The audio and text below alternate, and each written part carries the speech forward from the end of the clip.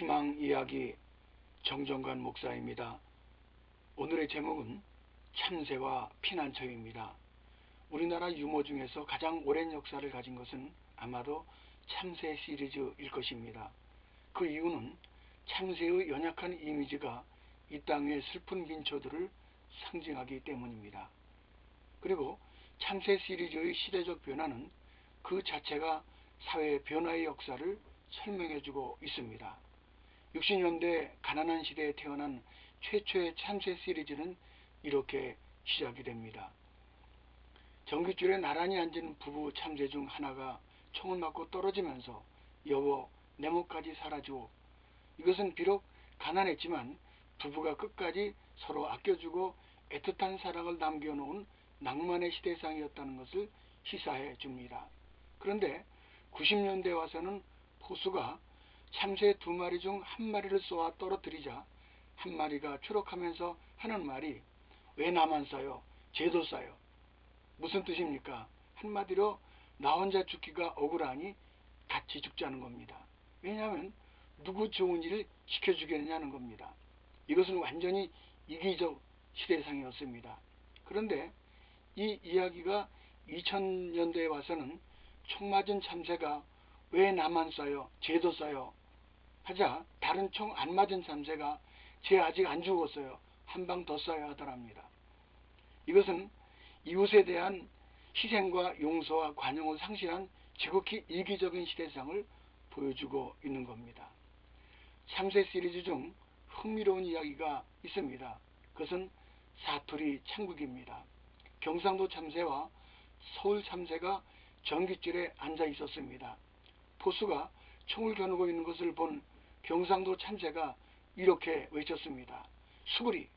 하지만 서울 참새는 무슨 말인지 모르다가 총에 맞아 죽었습니다. 그래서 서울 참새들이 긴급 회의를 갖고 앞으로 경상도 참새가 수구리 하면 모두 고개를 숙입시다. 하지만 잠시 후 서울 참새 한 마리가 또 총에 맞아 죽었습니다. 왜냐하면 경상도 참새가 아까면 길어 말한 것을 못 알아들었기 때문입니다. 오늘날 경제와 문화는 놀랍게 발전해서 이 사회는 풍요롭습니다. 하지만 사람들의 마음속에 따뜻함이 없고 평화와 안식이 없는 이유는 뭡니까? 그것은 참새처럼 의사소통의 부재로 서로 신뢰하지 못하고 반목과 질시가 난무하기 때문입니다. 이 문제를 해결하면 참새 본연의 자세로 돌아가야 합니다. 성경에 참새 이야기가 여러 군데 나옵니다. 이것을 찾아보면 참새의 본질을 이해하는 것이 곧 우리 인생의 문제를 풀어가는 기회가 되는 것입니다. 우리 가운데 수그리와 아까멘키로라고 하는 사투리 방언을 이해하였다면 이제 또 다른 한 차원 높은 성경적 방언 이해가 오늘의 중심 진리요 사상입니다. 첫째는 참새와 인간의 가치입니다. 참새는 가난한 자들에게 식용이었습니다. 한 아사리온 곧 100원 동전을 주면 참새 2마리를 주었습니다. 그런데 2아사리온을 주면은 한 마리 덤으로 5마리를 준다는 것입니다. 무슨 뜻입니까? 참새의 가치가 보잘것없다는 없다는 거예요.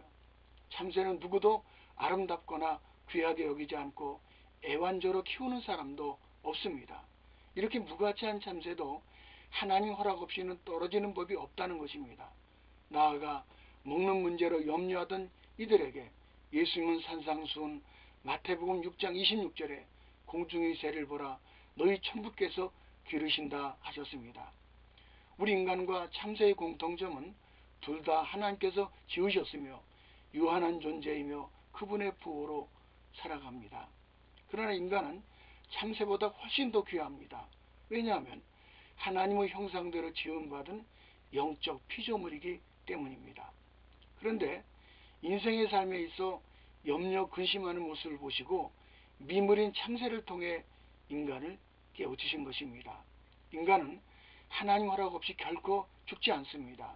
그리고 친히 먹이고 입히시는 최고의 가치로운 존재입니다. 두 번째는 참새와 인간의 피난처입니다. 시편 84편 3절에 만군의 여호와여, 주의 제단에서 참새도 제 집을 얻고 제비도 새끼들 보금자리를 얻었나이다. 시편 기자는 성전의 한 처마에 둥지를 틀고 앉아있는 참새의 모습을 보고 그 평화로움에 시를 읊은 것입니다. 그러니까 보잘것없는 참새도 주의 성전을 피난처로 삼을 때 보호를 받는 것처럼 세상에서 약한 사람들일지라도 하나님께 피해오는 경우 모두 보호해 주신다는 것입니다.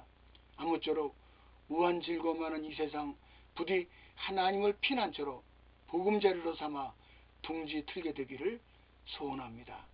다음에 또 뵙기를 원하며 부산에서 드립니다.